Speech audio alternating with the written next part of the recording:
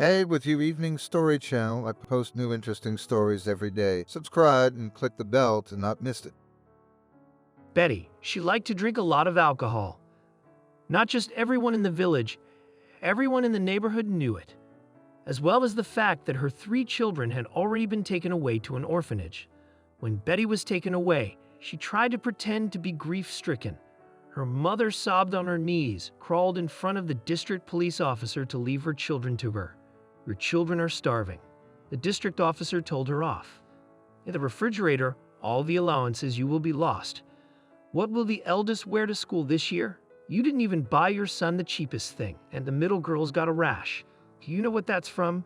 Dirt. The youngest is 3 years old, and she's still quiet. Because you don't do anything with kids. You've been pitied for a long time, given you a chance, but you don't understand anything. I can't do it without them." Betty howled theatrically. "Yes, you can." The caseworkers answered her, taking the children away. And Betty continued to sob. "I promise I'll make it up to you." But how could it get better? Not even a week later, she was in the house. She had new drinking buddies. She calmed down. Betty became content and happy. She forgot all about the kids. Let them grow up somewhere.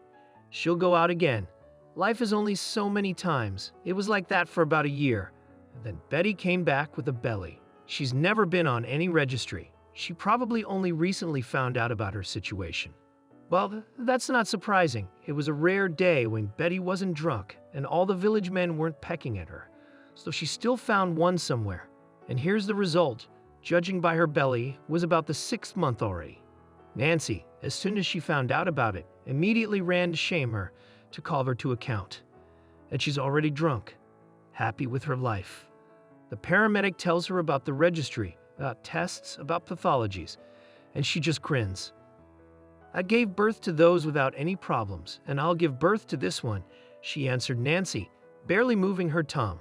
"God, where are you giving birth to them?" The paramedic splashed her hands. "It's nothing, the state will bring them up." Betty was silent and went to sleep on the mountain. Not a rod of laundry, but lay on the sofa. Nancy only shook her head. Yeah, went back to sleep. Called the neighborhood hospital, told the troubled pregnant woman. They'd decided to send a policeman to Betty tomorrow. Maybe he convinced the bugger to register, but it wasn't to be. An evening, Betty woke up. Her new boyfriend had arrived on his motorcycle, drunk out of his mind. They had a little peace in the house and then decided to take a ride around the neighborhood. The hillbillies saw this dry guy flying down the dusty road, and Betty behind sat belly to his back, pressed without a pointer with something else, shouted, satisfied, laughing. Nobody dared to stop this couple, because no one wanted to mess with Alpisham, but the police were called. DPS patrol went to look for these rural bikers. Only they found them under the motorcycle, which was lying in the ravine with wheels upside down. Kevin, what was the name of the rogue rider? He wasn't hurt at all. He just fell asleep after the crash. Betty, on the other hand, was hurt. She was taken unconscious by ambulance to the hospital while she was being checked out in the emergency room. The doctors at the hospital were performing a complicated operation. Maybe for the city, where there is all the equipment, all the specialists, it would have been easier. But in a rural hospital, the doctor had to try harder. A young obstetrician gynecologist, who alone was torn between polyclinic and departments, saved the young woman with logic patience. The emergency operation was James's first of its kind, but he did everything diligently, correctly. In the end, it was possible to save both mother and child, but before James could even wipe the sweat from his forehead, he got a call from the emergency room. Another complicated case. The patient has a mild concussion. Looks like she's going into labor. She's only 28 weeks along. The doctor checked her out. She's already awake, but she's a real piece of work. She stinks of booze all over the examination room. She can't deliver on her own, midwife Jenna said. James' faithful assistant. I can see that. I was annoyed to hear the doctor say that. Let them get the team up to the operating room. Call them back in. They haven't left yet, I hope. Soon the anesthesiologist pediatrician came. Kevin prepared. James began the surgery. Unfortunately, they pulled out the blue baby. He wasn't breathing. The ideologist resuscitated until the last minute, but all for nothing. Take it to the morgue, he said, and looked at the pail as a canvas. James, don't worry. Okay, you did the best you could. Betty was out of anesthesia by then. She didn't say a word. Where's the belly? The doctors could make out her speech. No baby, the midwife told her briefly. Go back to sleep. Betty mumbled, closing her eyes. The medical team was worried. The birth mother, not a bit. The orderly Clara carried the baby to the morgue. On the way, the old woman involuntarily wiped her tears. Poor little fellow, he didn't even see the light, didn't breathe air.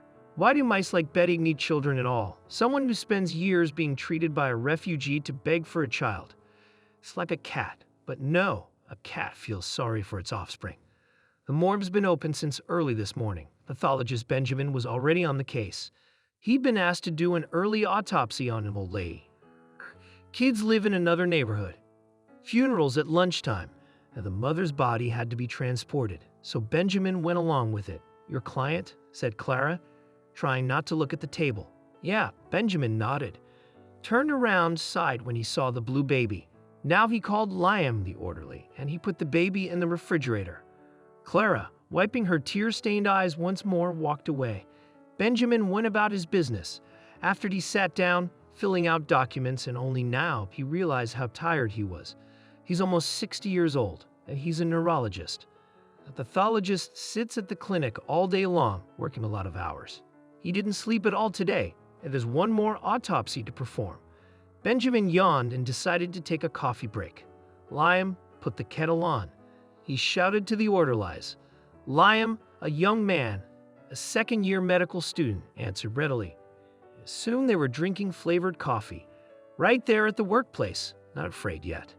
Benjamin smiled, remembering how Liam felt sick the first time at the autopsy. I'm used to it, answered the boy cheerfully. Liam is on vacation and went to work part-time at the morgue to glue his character. What kind of a medic is he if he faints at the sight of a body? Benjamin told him that he too, in his first year at the institute, fainted at the sight of blood. They laughed some more. Suddenly, they both stopped talking and looked at each other in bewilderment. You've heard it. Benjamin said at last, the baby is crying. Liam whispered in amazement. Their gazes went to the refrigerator, where they had put the poor baby 2 hours ago. They both jumped out of their seats and rushed to the refrigerator door. The baby was lying on the shelf, bouncing its legs, clenching its fists, and pouring out with a loud cry. Alive, added the pathologist. He grabbed the child and, forgetting about the years almost trotting, ran to the hospital. In the emergency room, a sleeping nurse was still living the last hour of her work when Benjamin ran past her into the ward. He was off like a shot in the arm. Is that what else happened in there? What a night. Benjamin was on his way up to the ICU. The anesthesiologist was speechless when he saw the baby. The living one gasped. He's alive, confirmed by the pathologist. They were both in shock. James also came running when he heard what had happened. None of the doctors could give a logical explanation as to how this had happened. After all, the baby could not be resuscitated, and he woke up in the refrigerator.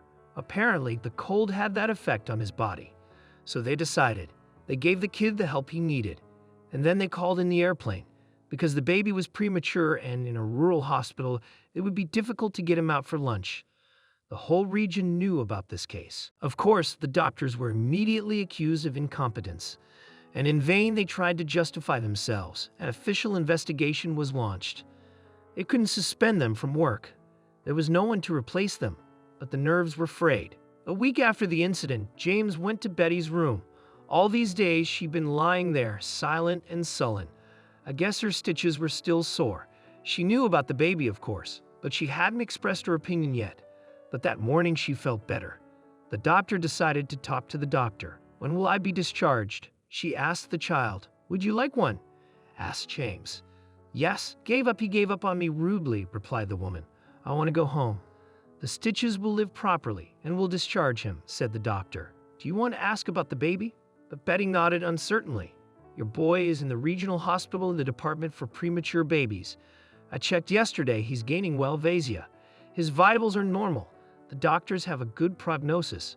In 2 months, can you take him away? Yes, I need him. Betty snapped at me. What good is he? He's either lame or blind. Why are they nursing him at all? When the doctor heard these words, he froze with indignation. He remembered how hard the anesthesiologist tried to resuscitate the baby, how hard it was on his soul. Then what was the amazement, replaced by jubilation that the baby is still alive? And how many nerves were spent to arrive that airplane? It's not like calling a cab, but we coped. It doesn't matter that now the checks are just tortured. He'll pass. The child is alive, and that's the main thing. And here sits a mom who says, "Why did you save it? So you'd give up the child?" He asked slowly. "Of course. Why do I need an invalid? I'll give birth to a healthy one. You've already had 4. James gritted his teeth. "What's the use?" "That's none of your business." The doctor threw her head down and said to Betty, "I'll have as many as I want. You should have had your tubes tied." He threw an angry look at her. He turned around and walked out of the room. "You have no right," shouted the naughty mom after him. James told his colleagues about the conversation with Betty. Everyone was outraged to the core. Benjamin was especially outraged. He told his wife what had happened. "So it's good that she refuses," Nicole remarked. "With a mom like that, it's no use. A child in an orphanage isn't easy either, but everything is better than with an alcoholic mother. Kolia, I've been thinking about that boy since the first day. Listen, it's a sign for us.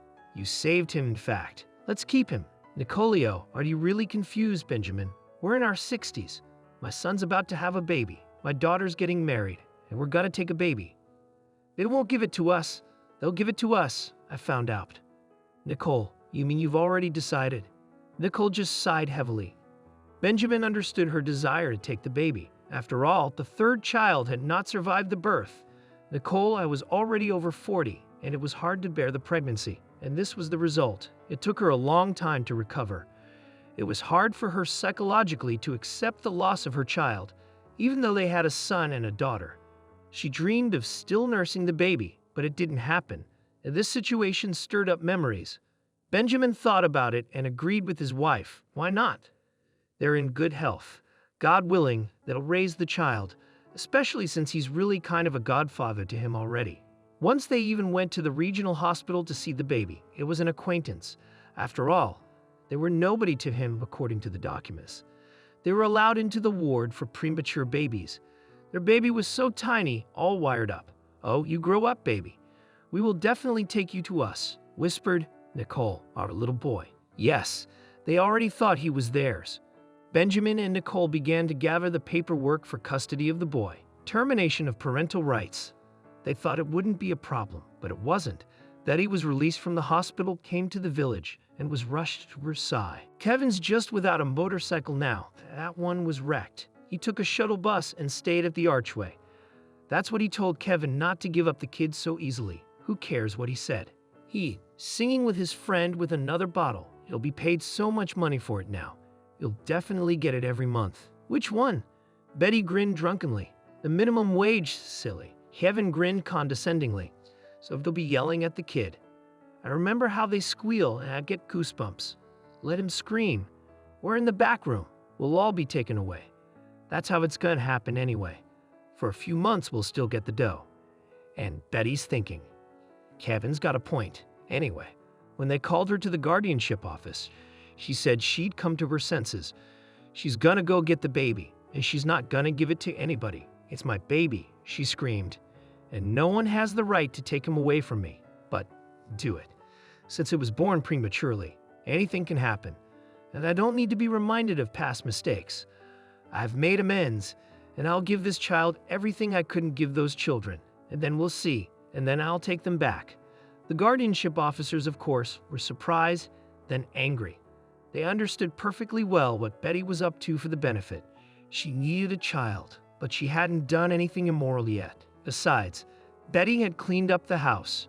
She even made a place for the baby. She found the diapers. Everyone in the village was surprised, even though they knew. It's not going to end well anyway. Benjamin, when did they learn of their mother's decision? What did they name the boy for themselves? Very upset. Could they really trust a child to this negligent mother? Nicole cried, asked her husband to call the authorities, the police. You're a doctor, a respected person in the neighborhood. You should go along with it. His wife convinced him the child would be in danger, but Benjamin refused to use his position of authority. Besides, he realized it would all be for nothing. Betty had never done anything like this before. She had all the rights to the baby, not he and Nicole. And Betty had kind of gotten smart. Not only did she clean up the house, but she cleaned up the trash at the homestead, even painted the fence. She kind of forgot about drinking and drank lemonade on the bench, but she still served it in public with Vika in secret. And then it was time to go get the baby.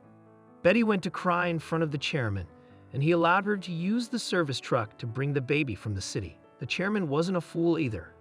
He understood that such a mother needs an eye. The child would be safe on the road, and then time will tell. The chairman himself went with the mother to the regional hospital to pick up the child.